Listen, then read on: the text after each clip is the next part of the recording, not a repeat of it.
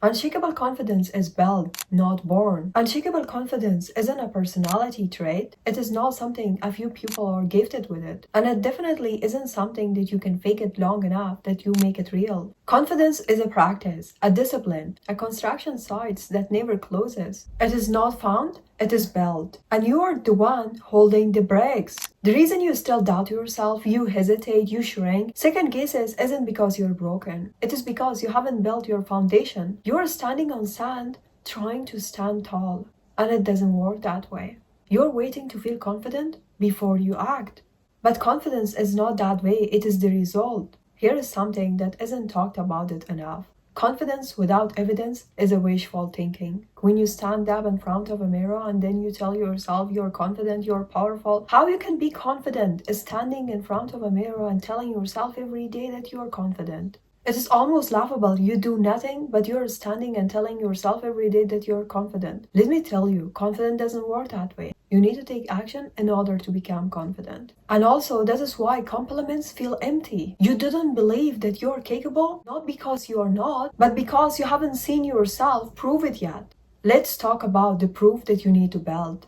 Real confidence comes from self-trust. And self-trust built through one simple thing: consistent, aligned action. When you say that you do something and you won't do it, at that time, you will lose self-trust. At that time, you cannot believe yourself anymore. When you cannot trust yourself, how you believe that you can build self-confidence? When you say that you want to do something and the next day you won't do it, you only not lower your self-confidence, you also won't set goals for yourself anymore. Because you cannot trust your own words. You cannot believe what you say to yourself. Then the next time you won't set new goals because you already know that you cannot achieve it. You cannot wake up every day and be consistent with it. But when you say that you will do something and you do it, you teach your nervous system that your words mean something, that you can be relied upon. That is what makes you to walk taller. That is what steadies your voice in the middle of fear. You didn't need perfection. You didn't need applause. The only thing that you need is just showing up. There is a dangerous myth out there that confidence looks a certain way. That is loud, extroverted, magnetic, but that is not the truth. Confidence doesn't have a value. Confidence can be calm, quiet, grounded, even anxious, but is still real. You can be trembling and still be confident. Because confidence isn't the absence of fear. It is the decision to act in spite of it. Courage is not confidence opposite. It is its source. Let's get even more real. There is a research from psychologist Albert Bandura. He said the strongest source of self-belief is a mastery experiences. That means success, especially in the face of challenge, wires your brain to trust itself. Every hard thing you do becomes a vote for your capability. And when you fall and keep going, that is louder vote than success because it tells you, even when it hurts, I keep moving and I don't abandon myself. You want to build confidence? Start building a body of work, a bank of evidence that says, I keep my words. No matter what happens, I keep my words. I face what I fear. I learned from failure, not hide from it. I didn't abandon myself when things get hard. I respect my values, not when everything is easy, but when everything is hard. This isn't arrogance. This isn't about being better than anyone. It is about being someone you respect. And that is a question that I want you to ask yourself today. If you meet yourself as a stranger, would you respect yourself? Because here is what I have learned, not from textbooks, not from podcasts, not from videos, but from life. When you respect yourself, the world will adjust. Not because you are demanding anything, but because energy doesn't lie. Confidence built on titles, praise, attention, it will collapse the moment those things fade. Because confidence built on truth, on integrity, on scars that turned into strength. At that time, that is unshakable. When life hits, and it will, what holds you together won't be what other people say about you, what other people think about you, but how well you know yourself. So what you do? You build a value system, a creed, a personal standard. Who are you? What do you stand for when no one's watching you? Your confidence comes with those answers, and every choice that aligns with them. You didn't have to climb the biggest mountain today. You just need to move one rock. No matter what, do one thing that scares you. Speak the truth in the moment that usually you stay silent.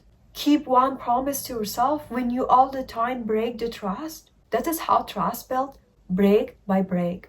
We have been taught to wait until we feel ready, until that fear goes away, until we feel brave enough, talented enough, prepared enough. But let me tell you, that moment doesn't come. Because confidence is not a prerequisite, it is a byproduct. You didn't become confident before you act. You become confident because you acted. Think it like this: you didn't get strong before you go to the gym. You go to the gym to get strong. In the same way, you didn't wait to feel confident to take the leap. You leap and your brain learns.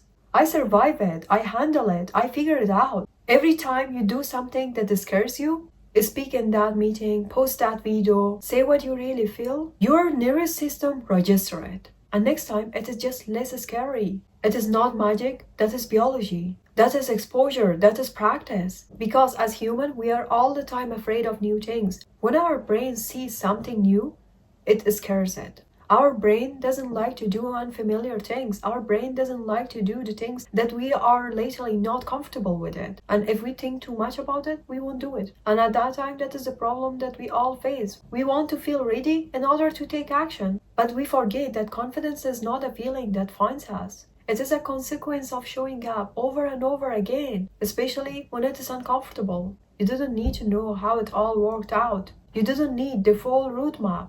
You just need to take the first step and let evidence to build the belief. And here's the truth that no one likes to say it out loud. You will not feel confident at the first time, at the second time. It might feel awkward, messy, uncertain, but that's okay. That is necessary. Because real confidence is not, I know I will win. It is even I know if I lose, I will be okay.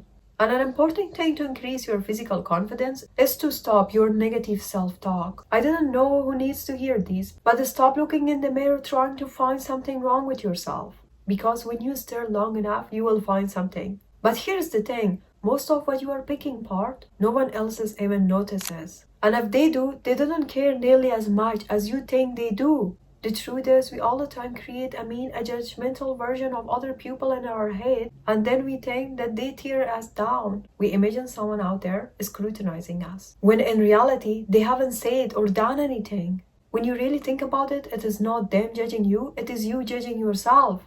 And when you assume everyone is silently criticizing you, then you are living in a world that you have been created for yourself, not the one that you are really actually in. The truth is, people aren't focusing as much as you do. They are too busy thinking about themselves. They are too busy thinking about their own life, their own insecurities, their own flaws, their own fears. Everyone is walking around with their own mirror in their mind, worried about how they are being perceived. People aren't judging you as harshly as you do. And do not forget, most of the time, they are not judging you at all. It is just you creating this imaginary scene in your head that everyone is judging you. If you're in the habit of consistently criticizing yourself, then yeah, it is going to be hard to unlearn it. But like other habits, you can replace it. If you catch yourself all the time that you are criticizing yourself, then stop it and flip it. Reframe it on the spot. That is how you start rewiring the way that you speak with yourself. Think of it like this.